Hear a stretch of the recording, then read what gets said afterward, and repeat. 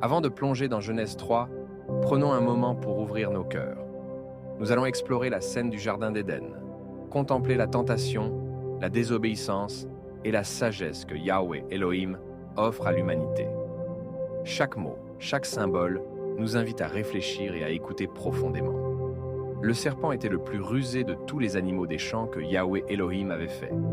Il dit à la femme, « Yahweh Elohim a-t-il réellement dit, vous ne mangerez pas de tous les arbres du jardin ?» Dès le début, le serpent apparaît comme symbole de ruse et de tromperie. Cette figure traverse l'ensemble des Écritures, jusqu'au Nouveau Testament, lorsqu'il tente Yeshua dans le désert. Dans Matthieu 4, 1 à 11, il est écrit « Alors Jésus fut emmené par l'Esprit dans le désert pour être tenté par le diable. » Le serpent est également identifié à Satan et au diable dans l'Apocalypse. Apocalypse 12, 9. Le grand dragon, le serpent ancien, appelé le diable et Satan, celui qui séduit toute la terre. Apocalypse 22. Il saisit le dragon, le serpent ancien, le diable et Satan, et il le lia pour 1000 ans. Enfin, dans 2 Corinthiens 11, 3, il est décrit comme trompeur. Mais je crains que, comme le serpent a trompé Ève par sa ruse, vos pensées ne se corrompent de la simplicité qui est en Christ. Certaines traditions symboliques anciennes décrivent le serpent comme possédant des membres avant la chute, ressemblant à un serpent-dragon. Il commence par tenter la femme, puis l'homme, semant le doute dans leurs pensées et dans leur cœur par rapport à ce que Yahweh Elohim avait dit. Sa stratégie révèle sa ruse extrême. Il ne se contente pas de provoquer la désobéissance. Il attaque la confiance en Elohim et le discernement intérieur, manipulant la réflexion et les émotions pour provoquer la chute. Une situation analogue se retrouve lorsque le peuple d'Israël est avec Aaron, tandis que Moïse monte sur le mont Sinaï. L'Écriture dit « Nos pères ne voulurent pas lui obéir. Ils le repoussèrent et tournèrent leur cœur vers l'Égypte en disant à Aaron « Fais-nous des dieux qui marchent devant nous. Car ce Moïse, qui nous a fait sortir du pays d'Égypte, nous ne savons ce qu'il est devenu. » Actes 7, 39 à 40. La stratégie de séduction rappelle celle du Jardin d'Éden. Mais cette fois, il n'y a pas de serpent extérieur. L'homme devient son propre serpent. Il laisse ses pensées le tromper et produit la désobéissance. Cette image est profonde. De même que Moïse éleva le serpent d'airain sur le bois, Nombre 20 et 1, 8 à 9, représentant le corps du péché cloué et mis à mort à la croix, Yeshua a porté en lui ce corps du serpent, c'est-à-dire la chair pécheresse, pour l'ôter définitivement par son sacrifice. Romains 8, 3. Ainsi, l'homme livré à lui-même devient comme la descendance du serpent, animé par des pensées charnelles ennemies de Yahweh Elohim. La scène du Sinaï reflète celle du jardin. L'absence apparente de Yahweh Elohim devient une occasion de tentation. Mais il faut préciser que c'était Moïse qui portait la voix de Yahweh Elohim au peuple. Son absence fut perçue comme celle de Yahweh Elohim lui-même, un type de silence et d'éloignement qui mit leur foi à l'épreuve. Dans ce contexte, Moïse représente la voix de Yahweh Elohim. Aaron prend le rôle d'Adam en tant que responsable. Le peuple, comme Ève dans le jardin, est confronté à l'épreuve. Dans les deux cas, Yahweh Elohim avait déjà parlé clairement avant l'épreuve. Dans le jardin, il avait donné à Adam l'ordre de ne pas manger du fruit de l'arbre. Genèse 2, 16 à 17.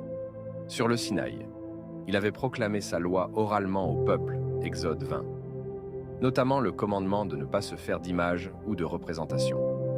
Pourtant, le peuple, oubliant cette parole et se laissant guider par ses émotions et ses raisonnements, se pousse lui-même à pécher en demandant à Aaron de fabriquer une idole. La femme répondit au serpent, « Nous mangeons du fruit des arbres du jardin. » Mais quant au fruit de l'arbre qui est au milieu du jardin, Yahweh Elohim avait donné un ordre précis. « Vous n'en mangerez point, et vous n'y toucherez point, de peur que vous ne mouriez. » Genèse 3, 2 à 3. Alors le serpent dit à la femme, « Vous ne mourrez point, mais Yahweh Elohim sait que, le jour où vous en mangerez, vos yeux s'ouvriront, et que vous serez comme des dieux, connaissant le bien et le mal. » Genèse 3, 4 à 5. Cette affirmation contient à la fois du vrai et du faux. Faux, Yahweh Elohim avait prévenu. Le jour où tu en mangeras, tu mourras certainement. Genèse 2,17. La mort annoncée est avant tout spirituelle, suivie de la mortalité physique. Vrai, le serpent affirme qu'ils acquéraient la connaissance du bien et du mal. Après la chute, Yahweh Elohim déclare « Voici, l'homme est devenu comme l'un de nous, pour la connaissance du bien et du mal. » Genèse 3,22. Ainsi, ce que l'homme a obtenu par désobéissance lui sera plus tard donné par Yahweh Elohim à travers la Torah, qui place devant lui le choix du bien et du mal. Vois, je mets aujourd'hui devant toi la vie et le bien, la mort et le mal. Deutéronome 30,15. Par la loi, l'homme connaît maintenant le bien et le mal. D'abord écrite devant ses yeux, cette loi sera ensuite inscrite dans son cœur, dans la nouvelle alliance. Je mettrai ma loi au-dedans d'eux, je l'écrirai dans leur cœur. Jérémie 31,33. Cette relation entre image d'Élohim et connaissance est également soulignée dans le psaume. J'avais dit, vous êtes des dieux, vous êtes tous des fils du Très-Haut. Cependant, vous mourrez comme des hommes, vous tomberez comme un prince quelconque. Psaume 82,6. Yeshua reprend cette parole dans le Nouveau Testament. N'est-il pas écrit dans votre loi, j'ai dit, vous êtes des dieux. Jean 10,34. Genèse 3 nous montre le serpent et la tentation, la chute et la connaissance, la parole et la loi. La ruse et l'épreuve, la désobéissance et la grâce se répondent dans une grande histoire de salut. Là où le serpent cherche à tromper, Yahweh Elohim appelle à la confiance. Là où la pensée charnelle conduit à la séparation, la loi et la parole ouvrent le chemin vers la vie et la communion avec lui. La femme vit que l'arbre était bon à manger, agréable à la vue, et qu'il était précieux pour ouvrir l'intelligence. Elle prit de son fruit et en mangea. Elle en donna aussi à son mari, qui était auprès d'elle, et il en mangea. Le jardin d'Éden s'ouvre alors comme un miroir silencieux du mont Sinaï. Là où la voix d'Élohim se faisait entendre, la loi était claire. Adam et Ève reçurent l'interdiction de toucher à l'arbre. Tu ne mangeras pas de l'arbre de la connaissance du bien et du mal, car le jour où tu en mangeras, tu mourras certainement. Genèse 2,17. Des siècles plus tard, Israël reçoit une loi semblable, immuable et directe. Tu ne te feras point d'image taillée, ni aucune ressemblance de ce qui est dans les cieux en haut ou sur la terre en bas. Exode 24. Dans ces deux récits, la loi est donnée pour protéger, pour prévenir la chute de ceux qui marchent sous le regard d'Élohim. Pourtant, dans le silence de l'absence, la tentation s'élève. Dans le jardin, lorsque la voix directe d'Élohim se retire, la femme regarde l'arbre et le trouve désirable. Elle prend le fruit interdit, violant l'ordre de Yahweh. La femme vit que l'arbre était bon à manger, agréable à la vue, et qu'il était précieux pour ouvrir l'intelligence. Sur le mont Sinaï, lorsque Moïse, la voix de Yahweh sur terre, s'absente, le peuple d'Israël cède à l'impatience et demande une représentation. Fais-nous des dieux qui marchent devant nous, car ce Moïse qui nous a fait sortir du pays d'Égypte, nous ne savons ce qu'il est devenu. Dans cette allégorie, la femme devient le peuple d'Israël, et son désir ou son doute initie la transgression. Adam, présent auprès d'elle et chargé de veiller sur le jardin, symbolise Aaron, gardien de la loi, en l'absence de Moïse. Mais au lieu de protéger le peuple, il cède, acceptant le fruit de la désobéissance. Ainsi, Adam mange du fruit donné par Ève. Adam mangea du fruit que sa femme lui avait donné, et il en mangea. Le message est clair et puissant. L'humanité, malgré une loi explicite, succombe dès que l'autorité n'est plus visible. Le leader, censé protéger le peuple, devient complice en cédant à la pression. Après cette désobéissance, Elohim introduit une nouvelle loi, gravée sur des tables de pierre. Moïse reçoit ces nouvelles tables après la faute du veau d'or. Yahweh dit à Moïse, « Taille-toi 2 tables de pierre comme les premières. » Exode 34, 1. La notion de voir devient centrale. La désobéissance commence par ce qu'Ève voit. Le fruit devient désirable à ses yeux, et la loi écrite vient ensuite rappeler le chemin de la fidélité. Vois, je mets aujourd'hui devant toi la vie et le bien, la mort et le mal. Deutéronome 30:15. Désormais, Israël peut voir clairement, par l'Écriture, le chemin du bien et du mal, renforçant ainsi la responsabilité du choix conscient. La loi écrite devient un guide tangible, orientant la liberté humaine vers la fidélité et la vie. Je mettrai ma loi au-dedans d'eux, je l'écrirai dans leur cœur. Jérémie 31:33. Regardons le verset 7. Les yeux de l'un et de l'autre s'ouvrirent, et ils connurent qu'ils étaient nus. Ayant cousu des feuilles de figuier, ils s'en firent des ceintures. Écoutons maintenant le verset 8. Alors, ils entendirent la voix de Yahweh Elohim, qui parcourait le jardin vers le soir. L'homme et sa femme se cachèrent loin de la face de Yahweh Elohim, au milieu des arbres du jardin. Le verset 9 nous dit, « Mais Yahweh Elohim appela l'homme et lui dit, « Où es-tu » Et le verset 10, il répondit, « J'ai entendu ta voix dans le jardin, et j'ai eu peur, parce que je suis nu et je me suis caché. » Écoutons le verset 11.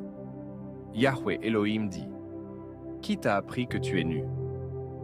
Est-ce que tu as mangé de l'arbre dont je t'avais défendu de manger ?» La nudité ici révèle l'état de péché mis à découvert devant Elohim. Adam et Ève découvrent qu'ils sont dans un état animal et que leur esprit commence à percevoir la distinction entre le bien et le mal. C'est à ce moment que l'être humain prend conscience de sa dualité. Animalité et spiritualité se révèlent ensemble et la responsabilité morale commence à émerger. Regardons comment ils ont tenté de se couvrir eux-mêmes. Ayant cousu des feuilles de figuier, ils s'en firent des ceintures. Cela illustre la justice humaine, insuffisante pour masquer le péché. Seul Elohim peut fournir le vêtement qui couvre réellement le péché, Yahweh. Elohim fit à Adam et à sa femme des habits de peau, et il les en revêtit, Genèse 3:21. Paul nous rappelle cette vérité. C'est par la loi que vient la connaissance du péché, Romains 3:20. Et encore, je n'ai connu le péché que par la loi, Romains 7:7. Et dans l'Apocalypse, nous lisons, « Et parce que tu ne sais pas que tu es malheureux, misérable, pauvre, aveugle et nu, je te conseille d'acheter de moi de l'or éprouvé par le feu. » Apocalypse 3:17. Et, voici, je viens comme un voleur. Heureux celui qui veille et qui garde ses vêtements, afin qu'il ne marche pas nu et que l'on ne voie pas sa honte. Apocalypse 16:15. Allégoriquement, regardons le temps de Moïse. Moïse représente la voix de Yahweh, tout comme Yahweh se manifeste dans le jardin. Lorsque Moïse descend du mont Sinaï et voit le peuple adorant le veau d'or, il découvre la désobéissance. Moïse retourna et descendit de la montagne, les 2 tables du témoignage dans sa main. Exode 32:15. Tout comme Adam et Ève furent surpris par la présence de Yahweh dans le jardin, le peuple fut surpris par le retour de Moïse qu'il n'attendait en plus. Le peuple, livré à lui-même, devient son propre serpent. Ses pensées charnelles et son désir de décider lui-même comment obéir à Elohim conduisent à la désobéissance, Romains 6:6. Enfin, Moïse interpelle Aaron. « Que t'a fait ce peuple pour que tu aies fait venir sur lui un si grand péché ?» Ainsi, ce récit illustre la même vérité qu'Éden. L'absence apparente de Yahweh devient le moment de la tentation. La désobéissance humaine se manifeste lorsque l'on cherche à s'auto-justifier. Et seule la parole de Dieu, ainsi que le sacrifice de Yeshua, peut couvrir le péché et restaurer la relation. L'homme répondit, « La femme que tu as mise auprès de moi m'a donné de l'arbre, et j'en ai mangé. » Adam ne prend pas sa responsabilité, cherchant à rejeter la faute sur la femme.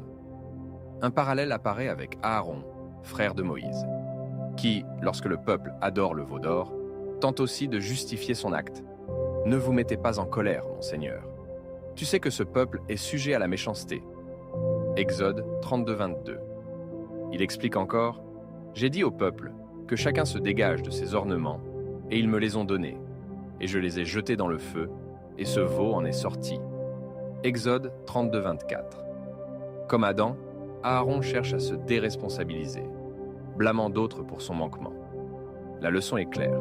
L'être humain tend à masquer sa faute par le mensonge ou la justification. Mais devant Elohim, la vérité finit toujours par se révéler. Yahweh. Elohim dit à la femme, « Pourquoi as-tu fait cela ?» Elle répondit, « Le serpent m'a séduite et j'en ai mangé. » Comme Adam, elle tente d'expliquer sa faute. Aaron, face à Moïse, décrit la faiblesse du peuple plutôt que de confesser sa responsabilité. Tu sais que ce peuple est sujet au mal. Exode 32, 22. Le corps et les pensées humaines deviennent leurs propres serpents. Séduits, ils se laissent entraîner dans la désobéissance. Aaron, en tant qu'intermédiaire, révèle la chute du peuple, et par là, comment les désirs et la nature charnelle éloignent l'homme de l'obéissance à Elohim. Puis, Yahweh Elohim s'adresse au serpent. « Puisque tu as fait cela, tu seras maudit entre tout le bétail et entre tous les animaux des champs. Tu marcheras sur ton ventre et tu mangeras de la poussière tous les jours de ta vie. » Il ajoute, « Je mettrai inimitié entre toi et la femme, entre ta postérité et sa postérité. Celle-ci t'écrasera la tête et tu lui blesseras le talon. » Allégoriquement, le serpent représente non seulement la ruse et la tentation extérieure, mais aussi l'état intérieur de l'homme livré à ses désirs charnels et à ses pensées corrompues. La postérité du serpent correspond à la nature humaine corrompue, l'homme animal qui agit selon ses instincts et sa chair. La postérité de la femme symbolise la dimension spirituelle et rédemptrice, celle qui s'oppose au péché et triomphe finalement par Yeshua. Ce schéma se retrouve dans l'histoire d'Israël au Sinaï. Et, en ces jours-là, ils firent un veau. Ils offrirent un sacrifice à l'idole et se réjouirent de l'œuvre de leurs mains. Alors Dieu se détourna et les livra au culte de l'armée du ciel. Actes 7, 41 à 42. Israël, livré à ses désirs charnels, reproduit le modèle du serpent. Se détourner de la voie de Dieu, représentée par Moïse, et se réjouir dans ses propres œuvres. La conséquence est la même. Distance avec Elohim et emprise du péché. Yeshua reprend cette image dans le Nouveau Testament. Certains, refusant de croire en lui, suivent la nature du serpent. Vous avez pour père le diable et vous voulez accomplir les désirs de votre père. Il a été meurtrier dès le commencement et il ne se tient pas dans la vérité car il n'y a pas de vérité en lui. Jean 8, 44. Jean-Baptiste appelle les pharisiens et les sadducéens une race de vipères, Matthieu 3, 7, dénonçant leur duplicité et leur nature pécheresse. Paul souligne la dualité de ces postérités. Mais, selon ce qui avait été annoncé, celui qui était né selon la chair persécuta celui qui était né selon l'esprit. Il en est de même aujourd'hui. Galates 4, 29. La postérité qui écrase la tête du serpent, c'est celle en Yeshua. Le Dieu de paix écrasera bientôt Satan sous vos pieds. Que la grâce de notre Seigneur Jésus-Christ soit avec vous. Romains 16, 20. Yahweh Elohim dit à la femme, « J'augmenterai la souffrance de tes grossesses. Tu enfanteras avec douleur, et tes désirs se porteront vers ton mari, mais il dominera sur toi. » La femme symbolise Israël selon la chair, soumis à la loi et aux contraintes humaines avant l'avènement du Messie. La douleur de l'enfantement et les désirs conflictuels illustrent la tension entre la nature humaine et l'ordre divin, et la nécessité de la rédemption spirituelle. La postérité de la femme représente la dimension spirituelle, celle qui triomphe du péché et du serpent, tandis que la postérité selon la chair, Israël sans Christ, reste sous la loi et la condamnation.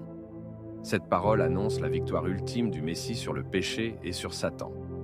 Nous retrouvons cette image prophétique dans Apocalypse 12, 2 à 5. Elle était enceinte et criait, étant en travail et dans les douleurs de l'enfantement. Puis, et elle enfanta un fils, un homme qui doit paître toutes les nations avec une verge de fer. Ce fils est Yeshua, celui qui écrase la tête du serpent. Paul rappelle ce plan dans Galates 3, 16 et 4, 29. Les promesses ont été faites à Abraham et à sa postérité, et à ta postérité, c'est-à-dire Christ. Ainsi se dessinent deux trajectoires. Israël selon la chair, soumis à la loi, souffrant en attente du Messie.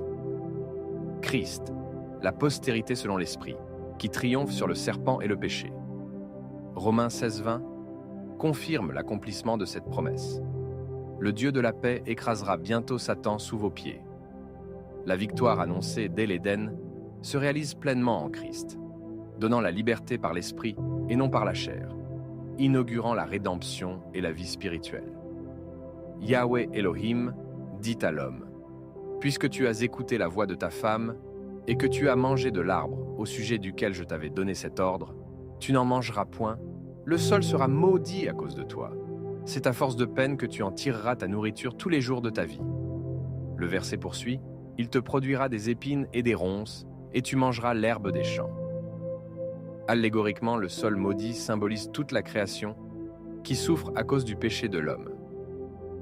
La malédiction n'affecte pas seulement l'homme, mais le monde entier. Le travail devient pénible, les obstacles nombreux, la chair sujette à la corruption et aux souffrances. Les épines et les ronces incarnent les douleurs inhérentes à la condition humaine et, manger à force de peine, illustrent le combat quotidien pour subsister dans un monde marqué par le péché. Paul souligne cette attente de rédemption. La création attend avec un ardent désir la manifestation des fils de Dieu. Elle soupire et souffre les douleurs de l'enfantement jusqu'à maintenant.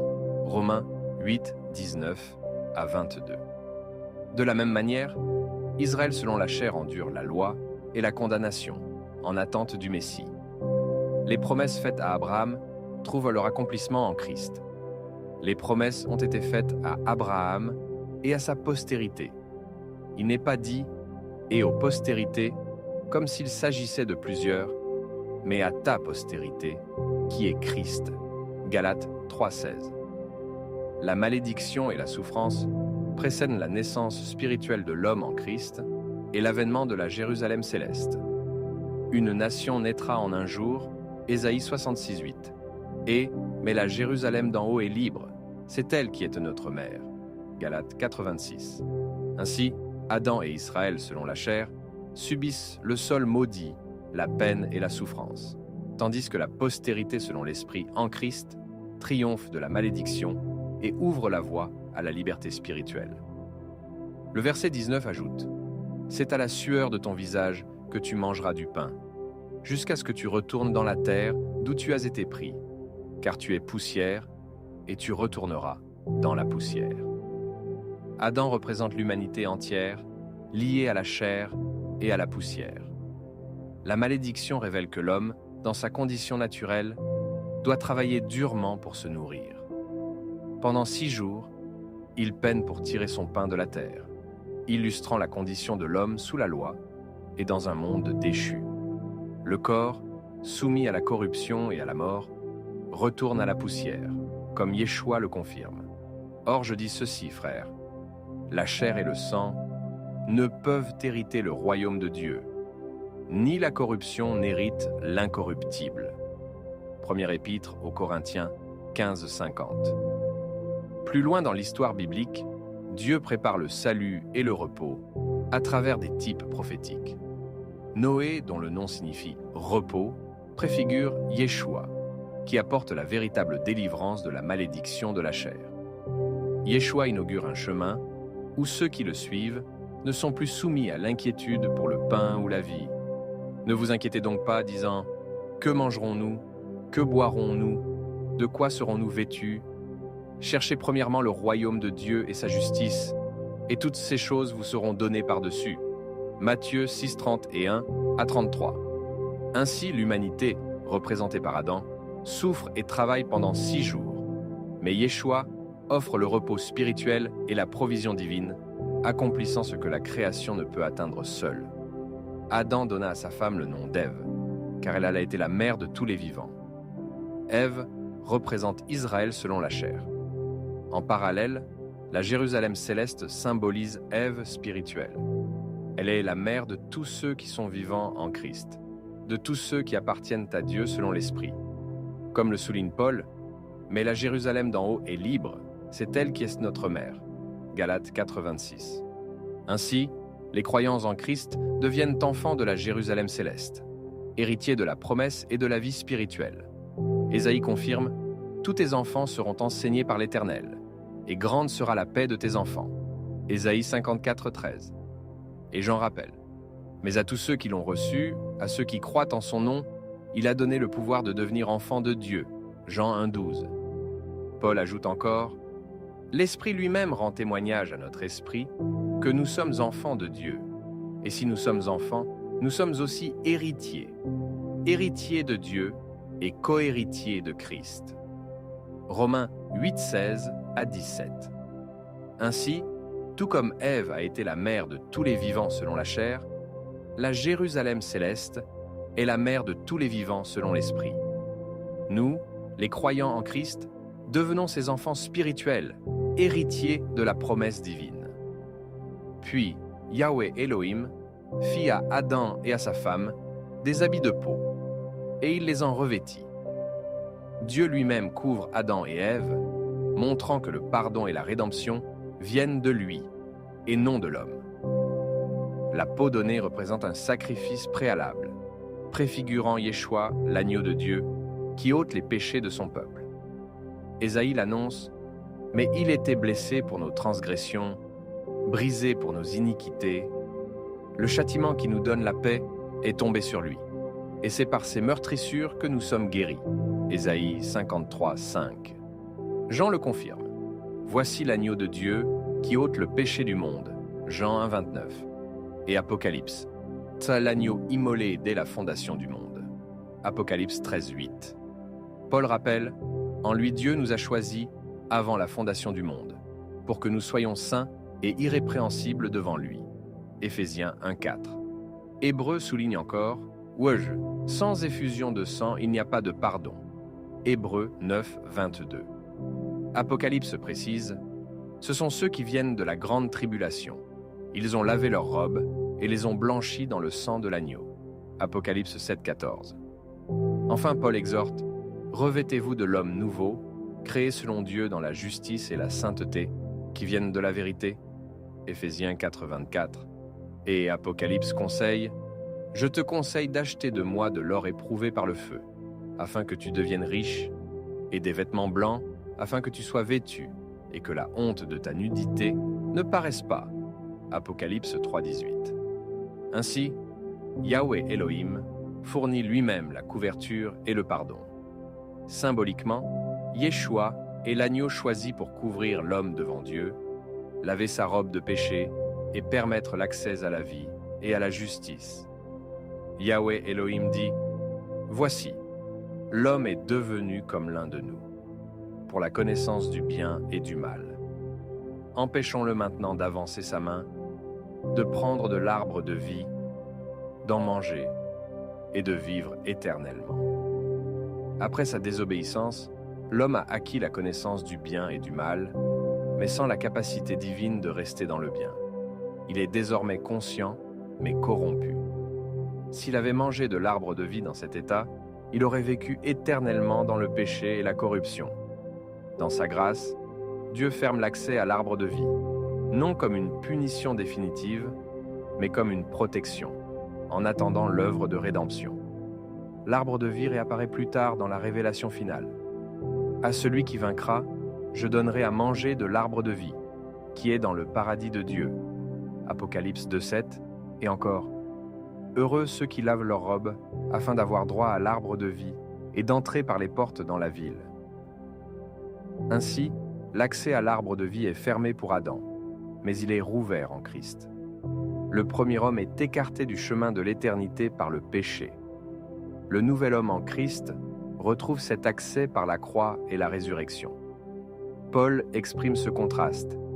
Ainsi donc, comme par une seule offense, la condamnation a atteint tous les hommes, de même par un seul acte de justice. La justification qui donne la vie s'étend à tous les hommes. Romains 5, 18. Puis, Yahweh Elohim chassa l'homme du jardin d'Éden, afin qu'il cultivât la terre d'où il avait été pris. Adam est ainsi privé de la présence directe de Dieu à cause de sa désobéissance. Israël, en parallèle, subit un sort similaire. Comme le dit Nombre 14, 32 à 33, vos cadavres tomberont dans le désert, et vos enfants feront paître pendant 40 ans dans le désert, et porteront la peine de vos infidélités, jusqu'à ce que vos cadavres soient consumés dans le désert. Jérusalem, ayant rejeté le Messie, subit le même jugement prophétisé par Matthieu. Jérusalem, Jérusalem, qui tue les prophètes et qui lapide ceux qui te sont envoyés. Voici votre maison vous sera laissée déserte. Matthieu 23, 37 à 38. Et encore, et tout le peuple répondit, que son sang retombe sur nous et sur nos enfants. Matthieu 27, 25. Luc ajoute, des jours viendront sur toi où tes ennemis t'environneront de tranchées. Ils ne laisseront pas en toi pierre sur pierre, parce que tu n'as pas connu le temps où tu as été visité. Luc 19, 41 à 44. Israël, selon la chair, ayant rejeté le Messie, a connu la destruction du temple en 70. La dispersion du peuple et la persécution, comme le souligne Apocalypse 18, 24, et l'on a trouvé chez elle le sang des prophètes, des saints et de tous ceux qui ont été égorgés sur la terre. Mais une autre réalité s'ouvre pour ceux en Christ. Mais la Jérusalem d'en haut est libre. C'est notre mère. Galates 4, 26. Et encore, vous vous êtes approchés de la montagne de Sion, de la cité du Dieu vivant, la Jérusalem céleste, des myriades qui forment le cœur des anges, de l'assemblée des premiers-nés inscrits dans les cieux. Hébreux 12, 22 à 23. Ainsi, si Adam et Israël selon la chair sont chassés du lieu de la présence divine, ceux qui sont en Christ entrent dans la Jérusalem céleste, le véritable Éden, et retrouvent la vie, la communion avec Dieu et la promesse éternelle. C'est ainsi que Yahweh Elohim chassa Adam, et il mit à l'orient du jardin d'Éden les chérubins qui agitent une épée flamboyante pour garder le chemin de l'arbre de vie. Allégoriquement, Adan, selon la chair, représente le peuple juif et les responsables religieux de son temps. Yeshua rappelle cette vérité. Le royaume de Dieu vous sera enlevé et sera donné à un peuple produisant ses fruits. Matthieu 20 et 1,43. Le placement des chérubins à l'Orient, pour garder l'accès à l'arbre de vie, reflète aussi l'orientation de la porte principale du temple à Jérusalem, située à l'est. La sortie d'Adam vers l'Orient symbolise la mise hors du temple terrestre, conséquence de la désobéissance et du refus d'entrer dans le royaume selon la chair. La parole de Genèse souligne « Il mit à l'orient du jardin d'Éden les chérubins qui agitent une épée flamboyante pour garder le chemin de l'arbre de vie. » Genèse 3, 24. Ézéchiel renforce ce symbolisme. La gloire du Seigneur vient de l'Orient, et l'entrée principale du temple est à l'Est. Ézéchiel 43, 1 à 2. Ainsi, la sortie d'Adam vers l'Orient illustre la perte d'accès direct à la présence divine par la chair. Seul le chemin de l'Esprit, révélé en Christ, peut rétablir cette communion et permettre d'entrer à nouveau dans la vie de l'arbre de vie. À très bientôt pour la suite. Si le Père Céleste le permet, Shalom.